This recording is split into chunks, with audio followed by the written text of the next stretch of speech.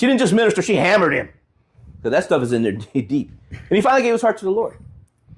Well, he was in ministry for 1,000 years, you know, a lot of years.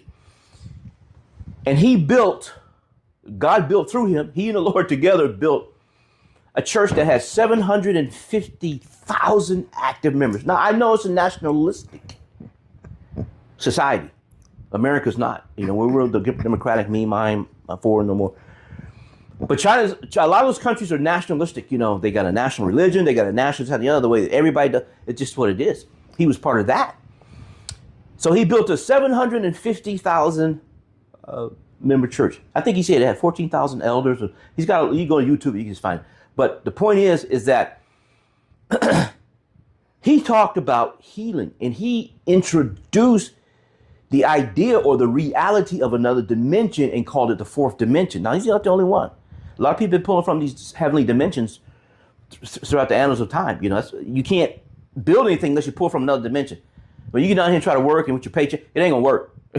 That will not work. Okay. So use the heavenly plan and heavenly dimension. Well, anyway, the point is that when China had a problem, I believe it was China. I think it was. I take that back. Maybe it's Korea. I think it's Korea. Double fact check. I think it's Korea. When Korea had a problem, they would call him to pray when he was alive, and he would put the word out, and they would have like that prayer mountain.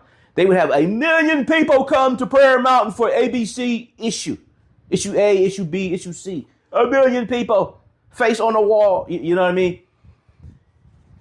He pulled from another dimension. He explained in his dimension called fourth dimension about that dimension. And there's some other men and women of the gospel who are very, very prolific, and they're sound and solid men and women that teach about that and take that teaching and break it down and so forth. And they're just saying, hey, there's another dimension out there, and it's God's dimension that Moses was a part of, right? Moses went up. That's dimensional. It's a realm. Moses went up high. Why? Because it's dimensional. Only Moses could go there. Jesus went somewhere. It's dimensional. The Garden of Gethsemane. No. He went to a dimension. Them guys couldn't go, man. Otherwise, he would have took them. It's a dimension. It's for you. It's specifically designed for you. When I say you, I don't mean you and your brothers and sisters.